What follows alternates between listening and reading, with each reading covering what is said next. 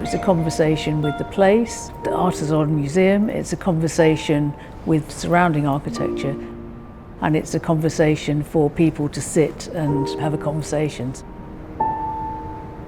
So I really feel these pieces have a very sort of strong presence within an urban environment.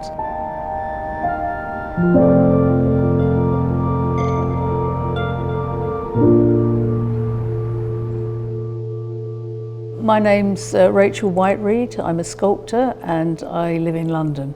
I've had quite a long career now, and I work with this idea of the space underneath things, or the mould of something. So, it's to do with mould making, it's to do with filling up what would be the air underneath a table or a chair or inside a wardrobe, for example.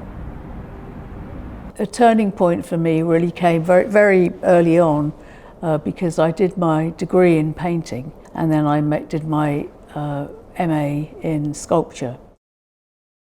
So I had this very clear idea of what that was and where the kind of line was in between things.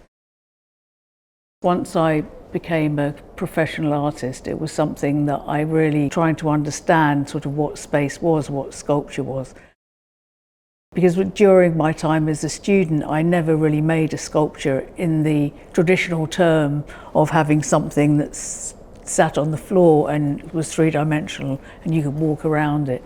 So it took me a long time to get to that when I made a piece called Ghost, which was the cast of an entire room.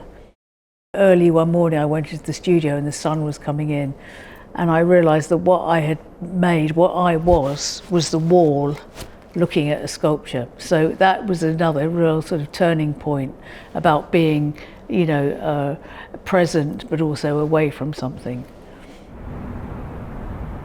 I try and make specifically 4 places. And I made a piece called House in 1993, which was an entire building cast in concrete, and that was site specific. There was a lot of controversy about the work. People wanted to buy it and move it somewhere else because it couldn't stay where it was, and I refused to let that happen. I just said, no, this is just in existence here and then it is gone. Because of that, I really then wanted to think, that there are various sort of ways in which I practice my work. I make these buildings that are called shy sculptures, which are small buildings, they're all a number around the world now. And it's a project that I'm constantly working on. And that's about specifically making something in place. This Artizon Conversations certainly goes into that category. I'd made similar works and, these pieces which are derived from the space underneath a chair, a chair or a stool. And I've made them in resin and some in concrete, some in stone. They're seemingly quite small, but they're incredibly intense things because of the pattern on the marble or stone that's being used. So you really can get sort of fixated sort of upon them, but you can also use them just as street furniture. And you can just, you can sit and have a rest and have a pause and read your museum guide or have a chat with a friend. It had to be comfortable enough for people to talk to each other, but also comfortable enough for privacy, so to turn away from someone, and the chairs, that each one or the sculptures there's not a specific way you need to sit on it. You can really choose how one sort of physically reacts with it.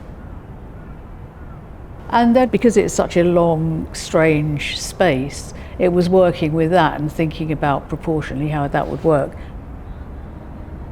And I actually drew that out. I had, on the ground, drew it out and had these card pieces which I made and then kind of worked it out like that. So that was all done, in my studio. I like to try and make things almost ignorable.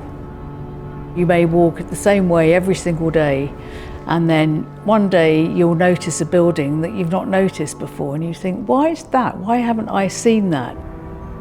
It's like the sort of unwritten, and it's what's interesting about it. not camouflage, but you need to work at to look at it.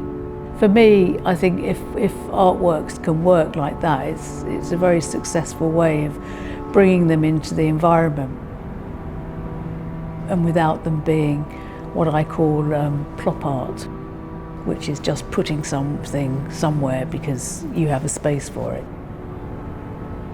For me, it's a much more satisfying way of working.